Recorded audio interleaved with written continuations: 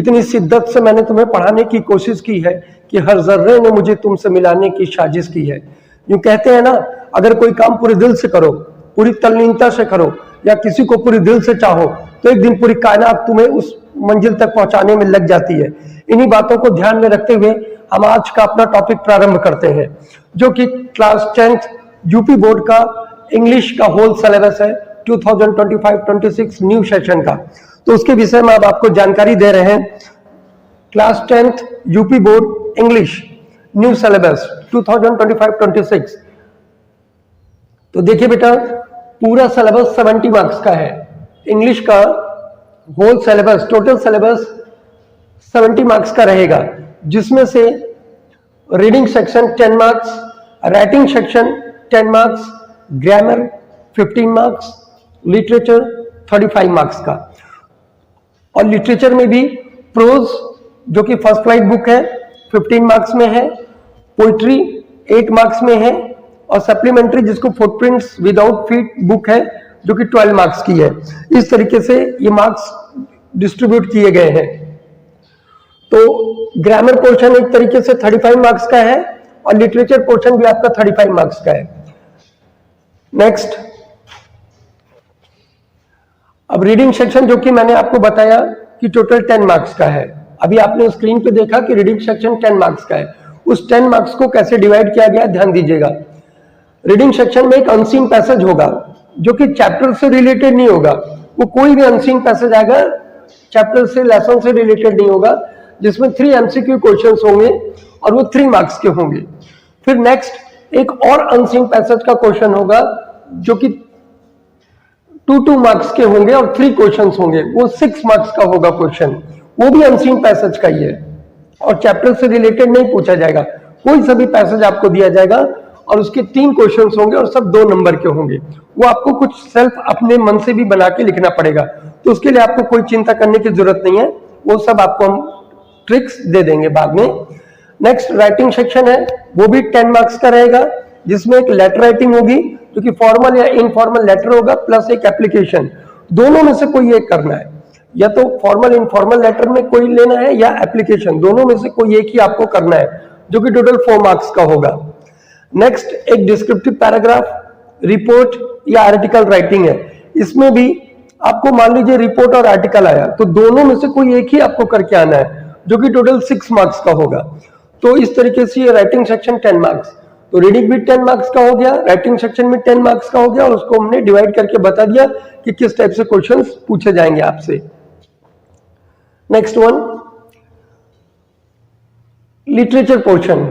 अब literature 35 marks का है, मान लीजिए लिटरेचर टोटल 35 मार्क्स का है, जिसमें एक बुक है फर्स्ट फ्लाइट, जो कि टोटल 23 मार्क्स की है, जिसमें से प्रोज 15 मार्क्स और पोएट्री 8 मार्क्स। तो 15 + 8 23, 15 + 8 = 23। इसी फर्स्ट फ्लाइट बुक में पोएट्री भी है। ये पूरी एक ही बुक है, जिसमें से प्रोज 15 मार्क्स का पूछा जाएगा और पोएट्री 8 मार्क्स की आएगी आपकी। तो अब इसमें कैसे क्वेश्चंस आएंगे उसके बारे में जानकारी करिए। जो प्रोज 15 मार्क्स का है, उसमें 2 MCQ बेस्ड क्वेश्चंस होंगे। ये चैप्टर से रिलेटेड ही पैसेज आएगा, लेसन से रिलेटेड पैसेज रहेगा, जिसमें 2 MCQ क्वेश्चंस होंगे और आपको लिखने हैं। फिर 3 MCQ बेस्ड ऑन लेसन से रिलेटेड फिर MCQ क्वेश्चन आएंगे, लेकिन इसमें पैसेज नहीं रहेगा, बस आपको MCQ क्वेश्चंस करने, ऑप्शंस दिए जाएंगे, जो कि 3 मार्क्स का है। फिर 2 शॉर्ट आंसर्स आपको करने हैं, जो कि 3 मार्क्स के हैं। 2 शॉर्ट आंसर लिखने हैं, जो कि 3 मार्क्स के हैं, और एक लॉन्ग आंसर है, जो कि टोटल 4 मार्क्स का है। तो इस तरीके से अगर आप ये पूरा टोटल करते हैं तो टोटल 15 मार्क्स आपका बन जाता है। नेक्स्ट पोइट्री करना है। पोइट्री टोटल 8 मार्क्स की है, जिसमें एक स्टैंजा दिया जाएगा और उसमें से कुछ MCQ बेस्ड क्वेश्चंस पूछे जाएंगे, जो कि 2 दिए जाएंगे और 1 मार्क्स का होगा। तो ये 2 मार्क्स का आपका पोइट्री से रिलेटेड क्वेश्चंस पूछा जाएगा, MCQ बेस्ड रहेगा, स्टैंजा दिया जाएगा, 2 नंबर की MCQ।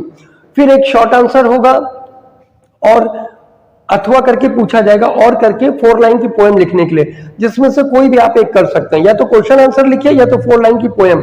तो मोस्टली बच्चे जो भी है वो 4 लाइन की पोएम ही लिखते हैं, जो कि 3 मार्क्स का रहेगा, टोटल 3 मार्क्स का रहेगा। फिर नेक्स्ट एक सेंट्रल आइडिया होगी, वो भी टोटल 3 मार्क्स की रहेगी।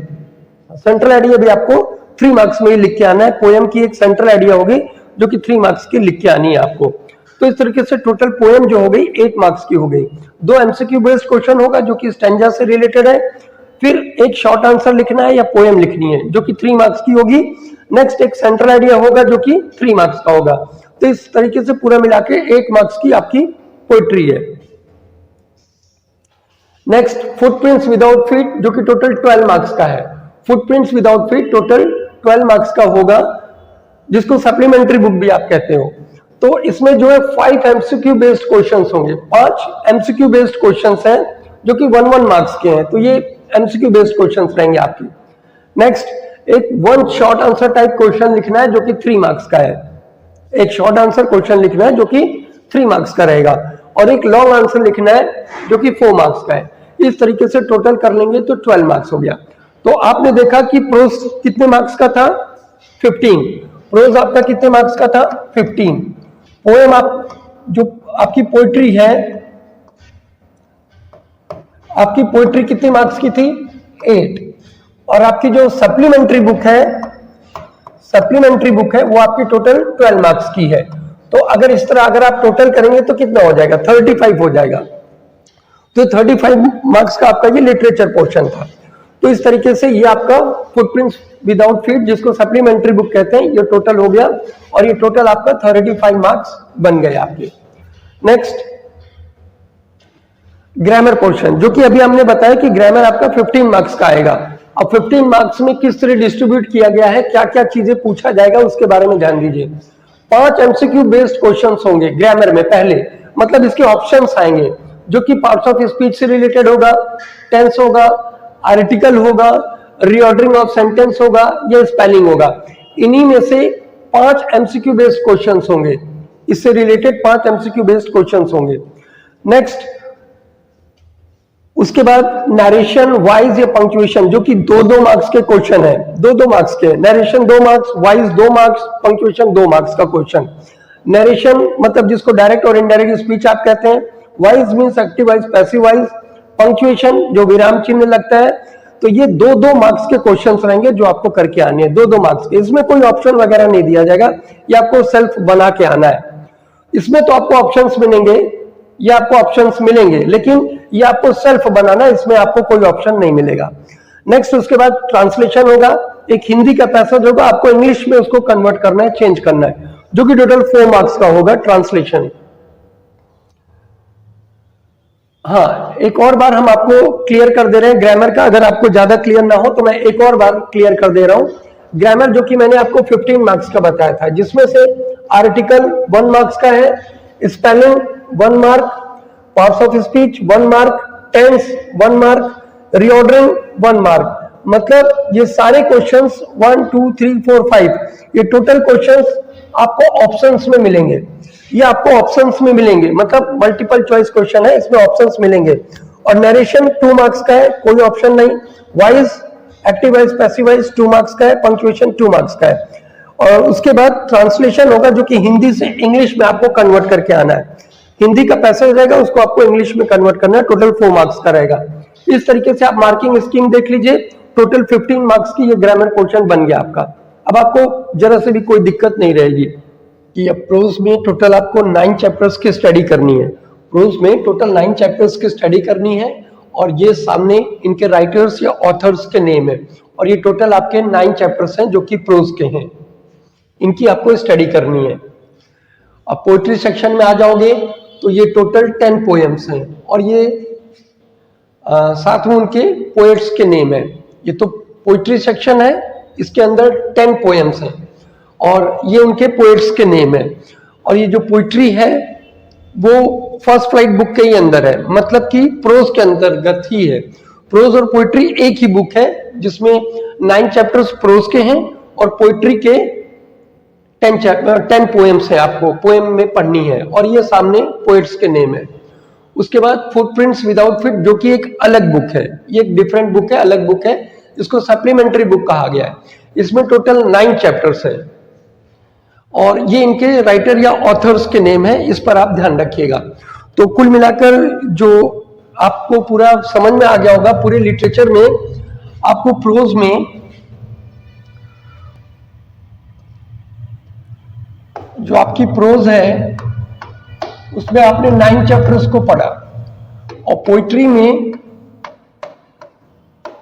टोटल आपने 10 चैप्टर्स की स्टडी करी, और सप्लीमेंट्री जो बुक है उसमें आपने टोटल 9 चैप्टर्स पढ़ा। इस तरीके से आपके हो गए टोटल 28। ये तो एनसीईआरटी के अकॉर्डिंग है, लेकिन हमारे आपके अकॉर्डिंग प्रोज का जो लेसन नंबर 3 था जो मैंने बताया था, उसमें 2 स्टोरीज अबाउट फ्लाइंग जो चैप्टर है उसके 2 पार्ट हैं, ही इज फर्स्ट फ्लाइट और द ब्लैक एरोप्लेन। और जो लेसन नंबर 5 है प्रोज का, ग्लिम्पसेस ऑफ इंडिया, उसके 3 पार्ट हैं, मतलब 3 कहानियां हैं। तो अ बेकर फ्रॉम गोवा और कुर्ग और टी फ्रॉम असम, ये 3 कहानियां उसमें अलग से हैं। तो कुल मिलाकर अगर एनसीईआरटी के अकॉर्डिंग देखा जाए तो 28 है, लेकिन हमारे आपके हिसाब से देखा जाए तो वहां पर 31 चैप्टर्स है, क्योंकि प्रोज का जो 3rd लेसन मैंने बताया फिर से, उसमें 2 पार्ट है, 2 कहानियां हैं, और 5th लेसन में आपकी 3 कहानियां हैं। इस तरीके से उनके अकॉर्डिंग तो 28 है, लेकिन हमारे और आपके अकॉर्डिंग टोटल 31 चैप्टर्स आपको स्टडी करके रखना है। इतना आपको स्टडी करना है। नेक्स्ट, अभी आपकी स्क्रीन पर इमेजेस आ गई हैं। ये फर्स्ट फ्लाइट बुक का इमेज है, और ये फुटप्रिंट्स विदाउट फीट जो बुक है, फुटप्रिंट्स विदाउट फीट, ये सप्लीमेंट्री बुक की इमेज है। तो फर्स्ट फ्लाइट और फुटप्रिंट्स विदाउट फीट, ये आपकी सप्लीमेंट्री बुक की इमेज है। इन बुक्स को आपको खरीद लेना है और इसी के अकॉर्डिंग आपको पढ़ना है। तो प्यारे बच्चों, वीडियो को जम के लाइक करें और अपने दोस्तों में भी शेयर करें। अब हम आपसे मिलते हैं नेक्स्ट वीडियो में। जय हिंद, जय भारत।